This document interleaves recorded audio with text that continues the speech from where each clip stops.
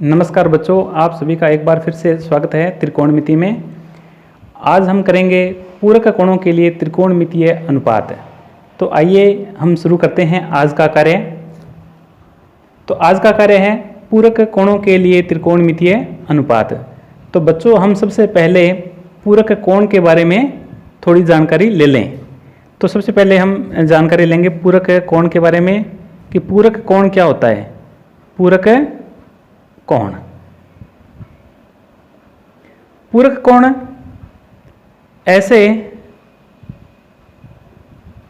दो कोण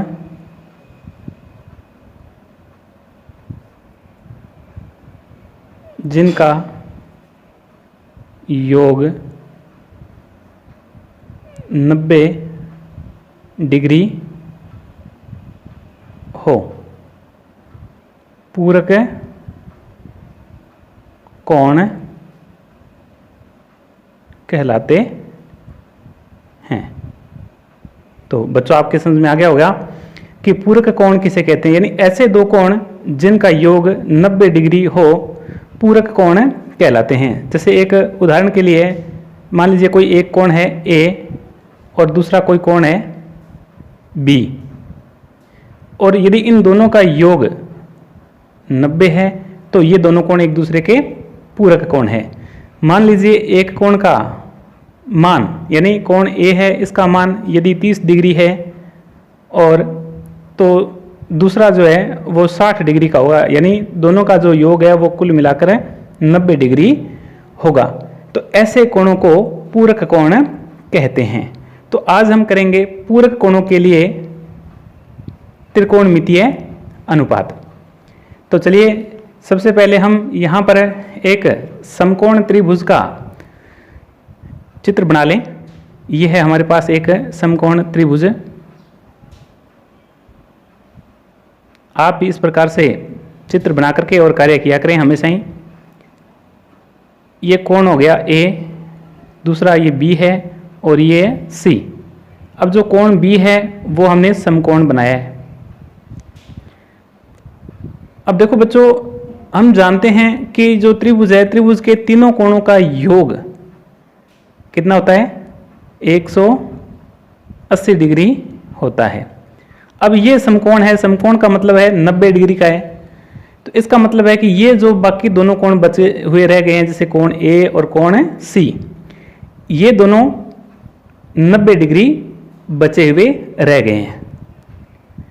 अब यदि हम इस कोण को मान लें कि ये कोण जो है A डिग्री का है, तो ये कितना होगा? ये तो हमें पता है कि 90 डिग्री का है। ये A डिग्री है तो ये कितने का होगा?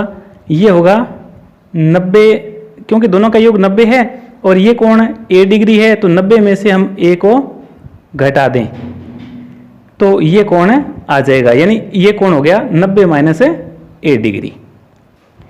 अब देखो, ये एक दूसरे के पूरक हैं क्योंकि दोनों का योग 90 डिग्री है, अतः कोण A और कोण C एक दूसरे के पूरक हैं। तो हम पहले कोण A के जो सारे त्रिकोणमितीय अनुपात है वो ज्ञात कर लेते हैं। तो पहले अपने लिखेंगे कोण A के संपूर्ण त्रिकोणमितीय अनुपात। कोण A, कोण A के सारे त्रिकोणमितीय अनुपात लिखेंगे तो पहले अपने लिखेंगे साइन A, फिर कॉस A। अब A मैं यहाँ इसलिए लगा रहा हूँ कि इन सभी में जो है थीटा कोण अपने को A मानना है। साइन कॉस, उसके बाद में जैसे टेन A हो गया, उसके बाद है कोट A, उसके बाद है सेक A और उसके बाद है कोसेक A। तो ये हमने सारे जो त्रिकोणमितीय अनुपात है वो यहाँ लिख लिए हैं। अब इनके हम मान लिख लेते हैं। हमें बच्चों पता है लाल बट्टा कक्का नियम के अनुसार कि साइन का जो मान है वो क्या होता है? साइन होता है लंब बटे कर्ण, और कोस होता है आधार बटे कर्ण। tan आधार लंब बटे आधार। कोट होता है आधार बटे लंब। सेक होता है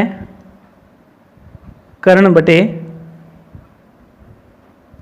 आधार, और कोसेक होता है कर्ण बटे लंब। तो हमने इन सभी के ये जो मान है वो लिख लिए हैं। अब इन मान के अनुसार हम इनके अनुपात लिखेंगे। तो लंब, जब बच्चों थीटा कोण ए है तो इसको अपने आधार, और ये समकोण है और ये खड़ी जो रेखा है इसको अपने लंब मानेंगे। तो लंब बटे कर्ण है, तो लंब हो गया इसमें बी सी, तो इसका मान आ गया बी सी बटे ए सी। इसी प्रकार से आगे आधार है, आधार इसका हो गया ए बी बटे ए सी। अब लंब इसका है वो है बी सी बटे आधार है ए बी। आधार है इसका ए बी बटे लंब है बी सी। सेक ए का कर्ण है ए सी बटे आधार हो गया ए बी, और कोसेक में कर्ण है ए सी बटे लंब है बी सी। तो इस प्रकार से ये जो हमने सभी यहाँ पर लिखे हैं वो कोण ए के लिए सारे त्रिकोणमितीय अनुपात यहाँ लिख लिए हैं। अब ये जो सारे त्रिकोणमितीय अनुपात है बच्चों, इन सभी को हम मान लेते हैं समीकरण 1। इसके बाद में इसके लिए, इस कोण के लिए जो पूरक कोण है हम उनके लिए सारे त्रिकोणमितीय अनुपात लिखेंगे। अब देखो यहाँ पर इसके जो पूरक कोण है यानी 90 माइनस ए को थीटा कोण मान करके और हम सारे त्रिकोणमितीय अनुपात यहाँ पर लिखेंगे। तो सारे त्रिकोणमितीय अनुपात वही हैं, साइन 90 माइनस ए, उसके बाद कोस 90 माइनस ए, उसके बाद में है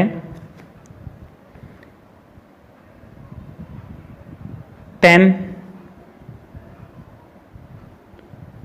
90 माइनस ए, उसके बाद कोट 90 माइनस ए, और उसके बाद हम लिख लेते हैं सेक 90 माइनस ए और कोसेक 90 माइनस ए।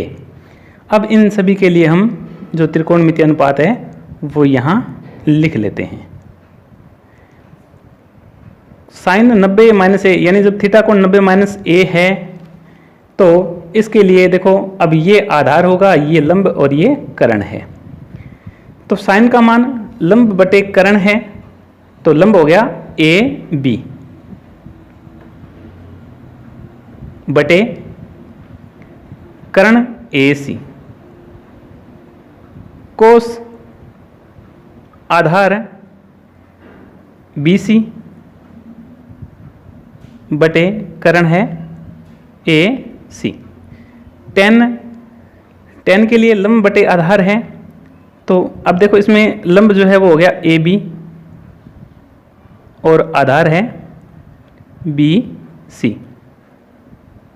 कोट के लिए इसका उल्टा हो जाएगा यानी बी सी बटे यानी आधार बटे लंब ए बी। अब सेक के लिए कर्ण बटे आधार है, तो कर्ण हो गया ए सी बटे AC बटे आधार इसका आ गया BC। कोसेक के लिए ये हो गया कर्ण यानी AC और बटे लंब हो गया इसका AB। तो बच्चों इस प्रकार से ये जो सारे त्रिकोणमितीय अनुपात है इन सभी को हम एक समीकरण नंबर मान लें 2। ये हो गया समीकरण नंबर 2, ये 1 है और ये 2 है।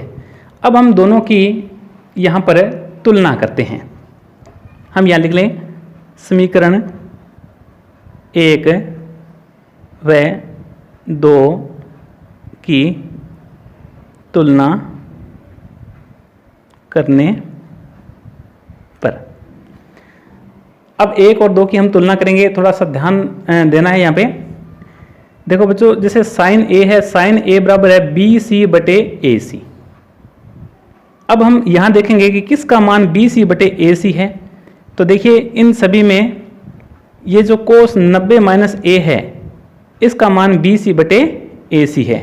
यानी हम क्या लिख सकते हैं कि साइन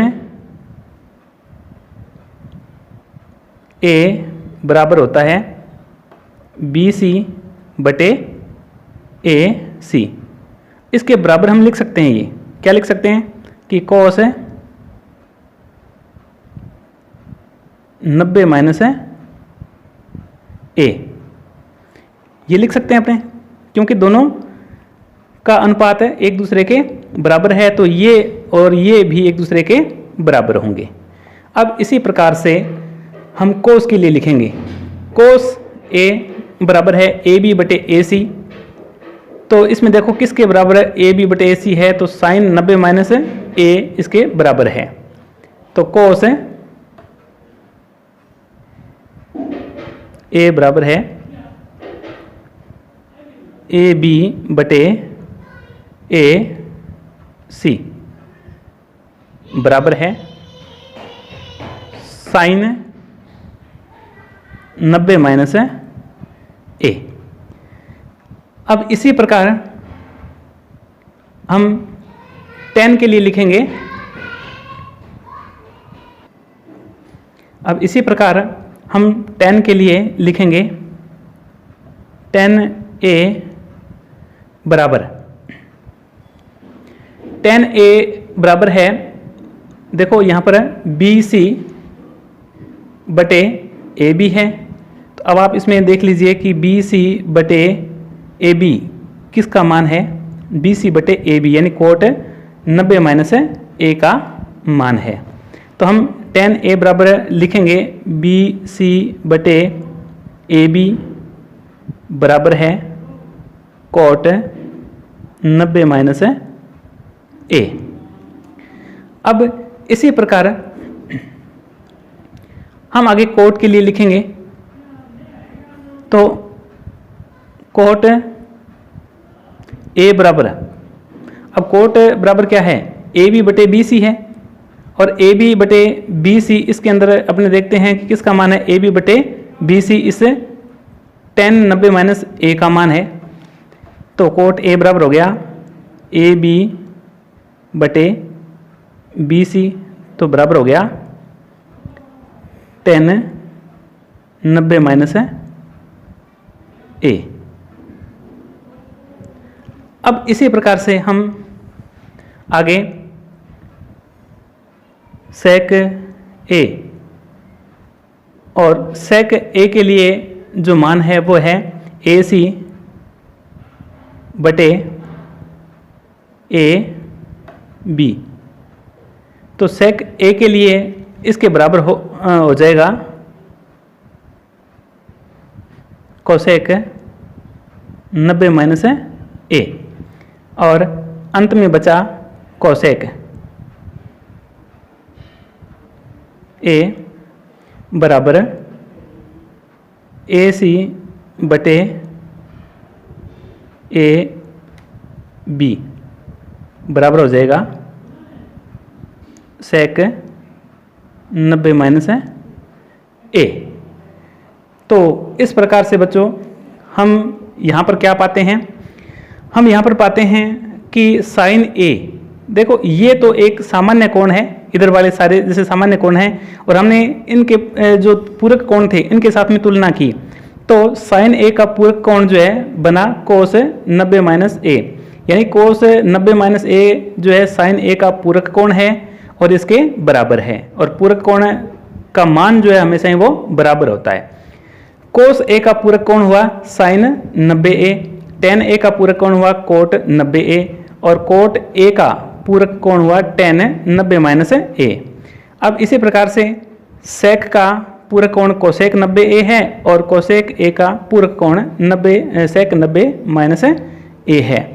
अब हम इनको निम्न प्रकार से लिख सकते हैं, जैसे देखो बच्चों, साइन ए बराबर होता है कोस 90 माइनस ए। ये एक दूसरे के पूरक हैं और एक दूसरे के बराबर भी हैं। अब आगे कोस ए बराबर होगा साइन 90 माइनस ए। इसके बाद टेन ए बराबर कोट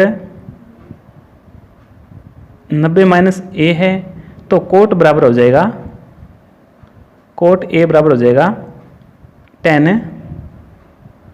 90 माइनस ए।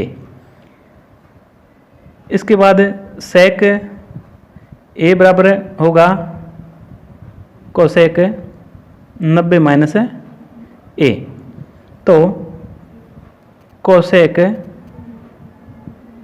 ए बराबर होगा सेक 90 माइनस ए।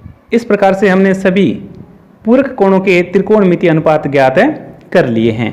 यानी इसका मतलब है बच्चों कि साइन ए का जो है पूरक होता है कोस 90 माइनस ए, और कोस ए का पूरक कोण है साइन 90 माइनस ए। इस प्रकार से ये एक दूसरे के पूरक हैं, और पूरक कोणों के मान हमेशा एक दूसरे के बराबर होता है।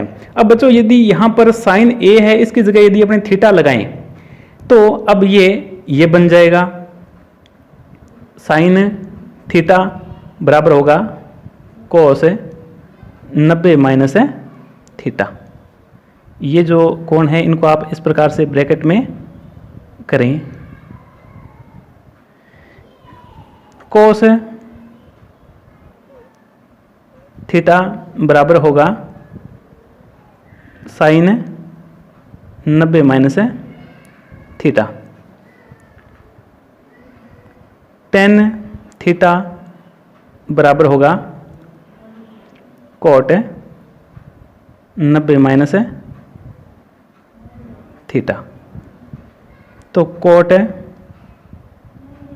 थीटा बराबर होगा tan 90 minus theta. Sec theta बराबर होगा cosec 90 minus theta. Cosec theta बराबर होगा सेक 90 माइनस थीटा।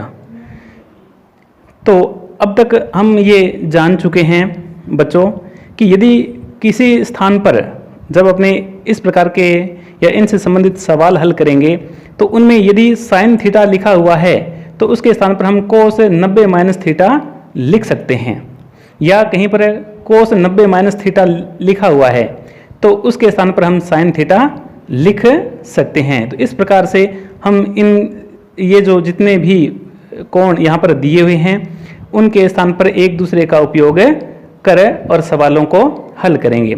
तो बच्चों, इन पूरक कोणों से संबंधित जो आपकी प्रश्नावली है 8.3 हम अगले भाग में करेंगे। आज के लिए इतना ही।